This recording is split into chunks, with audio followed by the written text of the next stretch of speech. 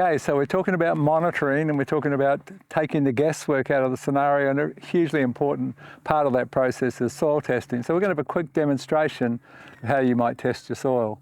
Now the starting point is that if you've got a paddock or a field, as the Americans might call it, where you've got a corner of clay and a patch of sand and another corner of clay and very different soil types within that same paddock, you never mix them together. It's totally meaningless when you do that. You mix the clay with the sand, you've got a meaningless outcome. If it's predominantly clay, then clay will be what you choose. You don't touch the sandy corner. We're trying to get a cross-reference of what that field requires, and sand and clay need very, very different things. So same soil type throughout, and secondly, the same history. You can't have have a paddock that's been split into a half that's been farmed intensively and fertilised intensively, and another half that's had very little nutrition over the years, because things like phosphate build up in the soil and the soil that's been fertilised regularly, and you want to be able to measure all of those things, and you're mixing them together, again you're getting a meaningless outcome. So same history, same soil type on the block, and then it's a case of the tools that you might use for soil testing, and the most efficient is a simple little tool like this. You can buy them, we make them and sell them, but you can buy them in other places. And it's very simple, because you just stand on this to the full depth. We're testing down to 15 centimetres, 6 inches deep. Of course, roots go deeper than that. And there's some crops like lucerne that might go down many metres, but most of the action does happen with the feeder roots on that top half, and we want to see, and that's the only part we can really influence in terms of our nutritional adjustments. So the top 6 inches is what we'll measure, and occasionally we can do deeper tests to just see what's happening at depth. So we're just going to stomp. In this instance, if we're looking at this macadamia orchard, we're going to basically try and get a cross-representation of the hectare or whatever we're going to test, and we're going to zigzag across that field. So we'll go here, here, here, and then we'll do the same thing on other rows and get perhaps 20 or 30 samples. We're going to put the sample into that bucket. We don't use a metal bucket, because you can actually have some leaching of zinc and so forth and affect the reading. So just a plastic bucket. We're going to stir the samples together, and then we're going to take our 500 grams of that mixed sample that covers that one area with the same history and the same soil type. So we'll begin that. Now there is a little way that you can do it, usually with a more firm pipe. This is just a do-it-yourself thing. You can take hard plastic pipe and you can mark 6 inches, and you can bang that in, usually with a shorter piece of pipe. This is a bit long. You can bang that in with a hammer, and you need a screwdriver to dig it out from the other end. It's a bit more laborious, but it's a simple do-it-yourself way. Mark it at 15 centimetres and drive it with the hammer down to 15 centimetres, and then bang it on the side of your bucket, or use a screwdriver to extract the soil from the end. And that's just a simple way that you can take your soil tests without the proper tool for it. It's just a do-it-yourself tool. Okay, so we'll see what Karl's doing now. He's taking his first 30 centimetre or 15 centimetre sample, and he's using a screwdriver to drive the soil out of the, that will do, and then he goes to the next point and does the same thing.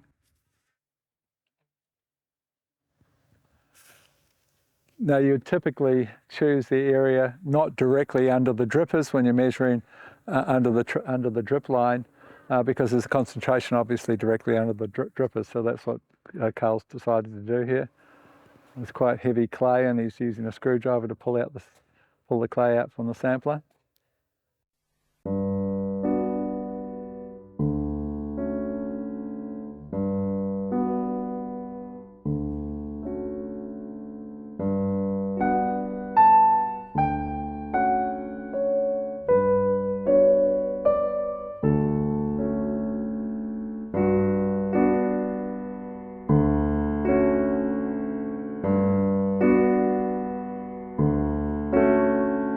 So Karl's now walked throughout the orchard. He's taken his several kilos of soil samples, separated it down, mixed it together, got his 1 kilo in the bucket. We can just show the camera. We'll take that half kilo, that 500 grams we'll now send off to the soil lab. We use a lab called EAL in Lismore, and they do a good test. They do the test that we've asked them to do. And it's quite good if you're a grower and you're wanting to understand that all-important soil test. I always liken it to to be in charge of your own enterprise. You really do need to understand how your soil test works and what you're looking for. Otherwise, you're super vulnerable. People are telling you, look, you need to put on 6 bags of DAP and 3 bags of urea, and you've got heaps of phosphorus, and you don't even know that. So to be in charge of your own enterprise, you really need to understand a soil test. It's not that difficult. But a program like this is our soil therapy program, a soil therapy report, basically makes it a little more simple. You can see here that it's quite comprehensive, and you can see where you need to be according to the ideals for that soil. And you can see where with the bar chart, you can see where you're at and what needs correction. Now, ideally, on a soil test, at least once every couple of years anyway, it's a really good idea to do a comprehensive soil test where you measure more than just the standard 5 trace minerals. We're talking, copper, boron, zinc, iron, and manganese, and we can measure a few extras. We can measure cobalt, we can measure molybdenum, we can measure selenium, which is not very commonly measured, but it's really valuable to find out where you're at. These are minerals that are not corrected as a matter of course. And minerals like molybdenum can be massively important in the bigger story. In recognition, for example, that we need to harvest some free nitrogen. The ideal form of nitrogen is that we can harvest free from the atmosphere, and to do that, we utilize an enzyme called nitrogenase that's made from molybdenum. If we don't have our tiny half part per million of molybdenum present, and 80% of soils don't have that, then you're not getting access to the free gift. You're paying more from nitrogen from a bag, which isn't as good, just for the lack of molybdenum. And then molybdenum is also required to convert nitrates to protein that drives plant immunity and reduces your need for chemical intervention. If you've got no molybdenum, you can't make the nitrate reductase enzyme that converts nitrogen into protein, or the first stage of protein. So massively important, neglected little trace mineral, so test it occasionally. Include molybdenum on your soil test, see where you're at. You'll find you're deficient, you almost always are, and take appropriate action. Thank you.